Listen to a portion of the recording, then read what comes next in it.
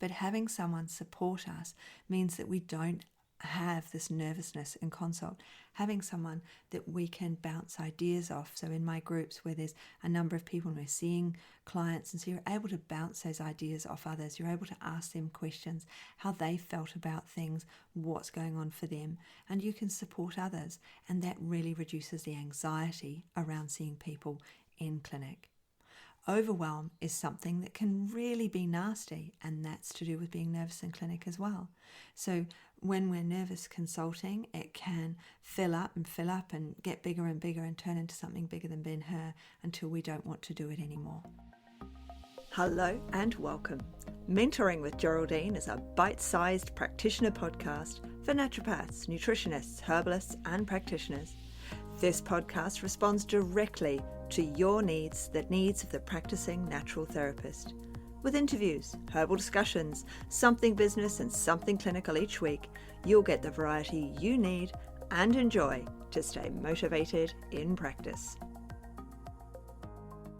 Hello everyone, and welcome to Mentoring with Geraldine and the Bite Size Podcast. And today we've got a question again. So I like to think that I can help you in any way I can. And to help you, you can email me, geraldine@mentoringwithgeraldine.biz. So the questions that I answer come from emails, or they come from the Facebook group, Strictly Education and Support. Now, why do we have questions? Well, we're all learning, aren't we?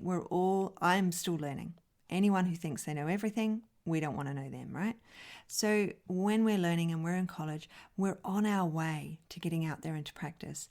And this question says, I'm struggling with being so nervous during consulting. An area I want to excel in is women's health and fertility, along with mental health, from Sarah D.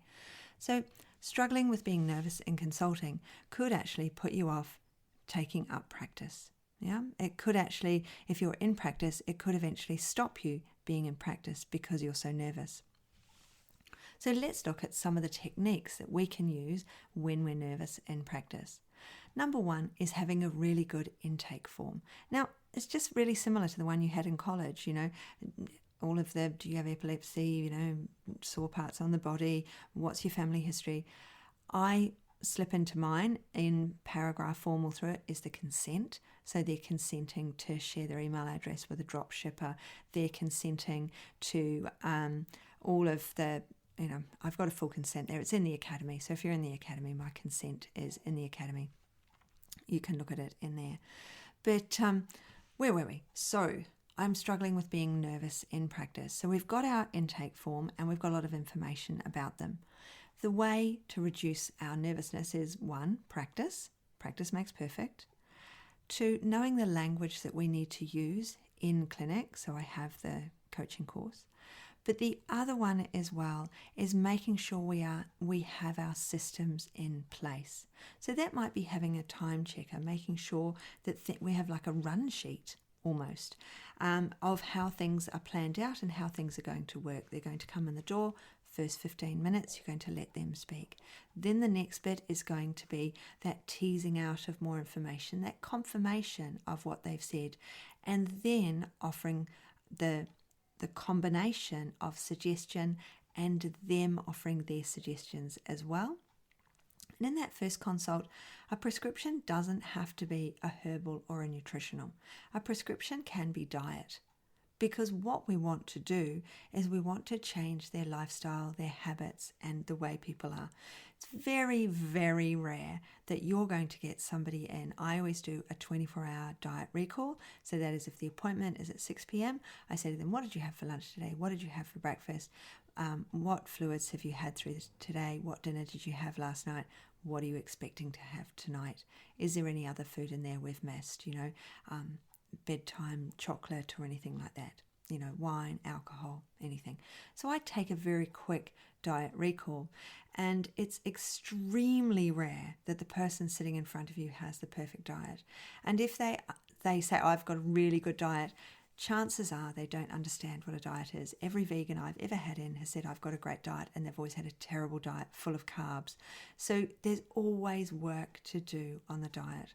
So the first prescription can simply be diet-based. And that is prescription. You're still prescribing by giving them by suggesting, by working with them to create lifestyle change between this appointment and your next appointment.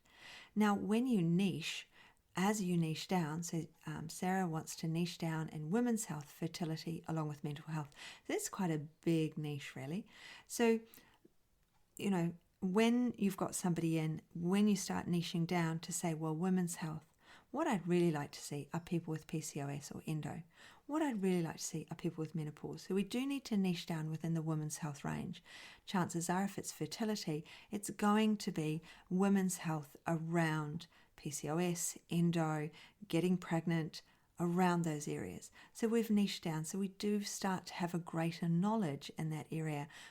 As we niche down and we're reading about our niche all the time, we're always more up to date. So it might be that in that first appointment you're able to give one supplement, or if they say they've got terrible sleep, chances are you can give a supplement. It's only if they're contraindications. I have a bit of a caveat that if you're on 5 medications or more, I tell myself I'm not going to prescribe for them anything except food and lifestyle change until I see them next time. Because if they come to me on their intake form on 5 medications, and at least one of those is a heavy duty medication, an antidepressant or something, a warfarin, a blood thinner, a PPI, maybe only a PPI, that's fine. I know what to do. That's guts. I can do all those guts ones. But I had someone come to see me recently, and he'd put down 5 medications. I was like, well, I'm not, and and then I said, I started talking, and then, during the diet recall is when he proceeded to tell me, oh yes, he was on an anti-epileptic and he'd been on it since he was a child. So here is a drug that I have no off-the-cuff knowledge of, that I'm not going to prescribe. So while he's talking to me, I'm typing it in, and I look up, he's drinking morning and night, and alcohol's contraindicated. So there's lots going on with this client. For me to think, I can, even after all these years going, yeah, I'm just going to prescribe you something. No, I'm not. I'm going to see if he can make simple lifestyle changes and diet changes before I see him at the next appointment, before I go any further, because there is no magic bullet in what we do. So having some systems, having a checklist to make sure that you've gone through and asked those questions. I've done my 24-hour diet recall. In the academy, I've got my checklist. So you can go through, and at the top of it, it's when will I see you next? That happens before we take the payment. So we really do need to think about, have I got a checklist so that I can go through to make sure I've asked those questions? The more you see a client, the more confident you will become.